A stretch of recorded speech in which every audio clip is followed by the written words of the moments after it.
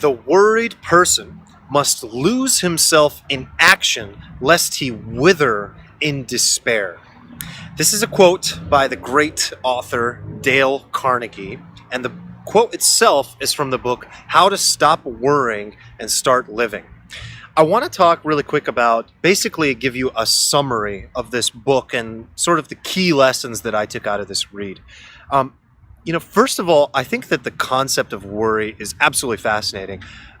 What Dale Carnegie talks about in this book in general is that stress, worry, anxiety, these are actual killers. They lead to, it had been proven, and this was written in the 1930s, I believe, and it had been proven even at that time, there was scientific evidence linking stress and worry to early death, to disease, to illness. I mean, even the word dis-ease tells you all you need to know.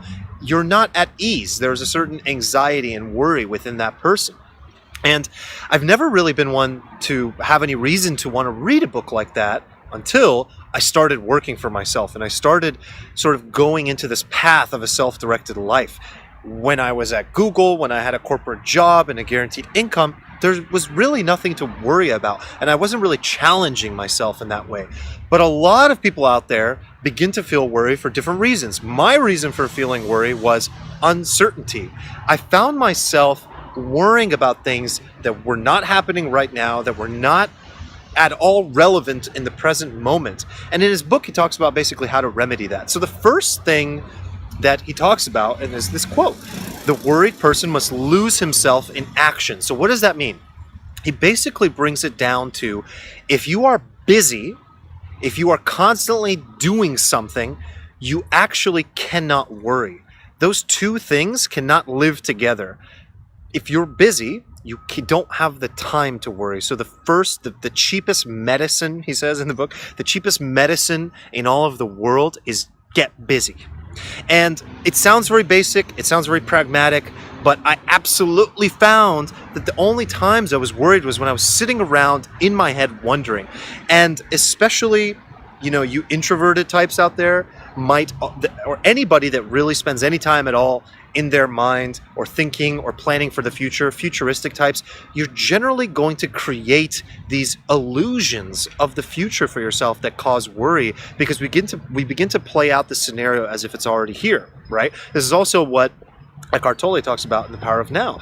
You begin to sort of play into this illusion of what doesn't exist. It's in the future. It's not here yet. So what is the point of that? Why not live in the present?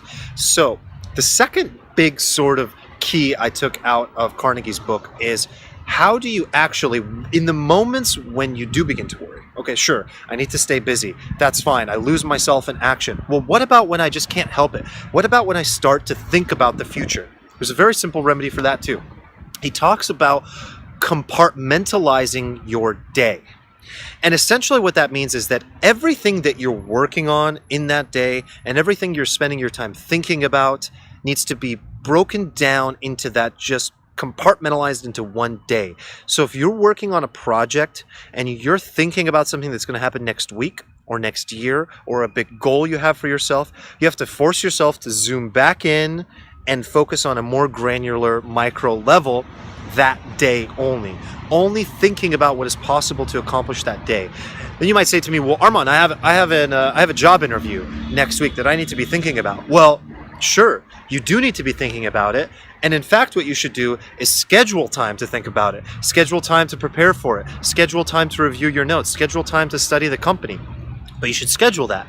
You basically just need to say, oh, that's something I've been thinking about. I just need to take that, decide when the action needs to happen, how much time I need to prepare for that meeting or whatever that event might be in the future, and say, all right, the meeting's on Thursday, I'm going to prepare on Wednesday night, Tuesday night, and Monday night prior. And you put that in your calendar, and when you get there, that's when you start actually thinking about that idea. So you know it's scheduled and it's that day.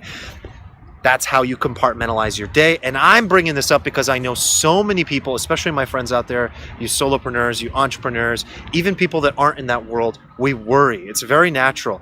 And I was able to sort of experiment with these couple things and basically take the summary of this book, which is a fascinating read. I recommend you read it. But even if you just take these two things, you'll get great results out of it. So remember, lose yourself in action, you stay busy, you do the work, and you don't start worrying about the possible scenarios. You just do what you need to do. You stay busy.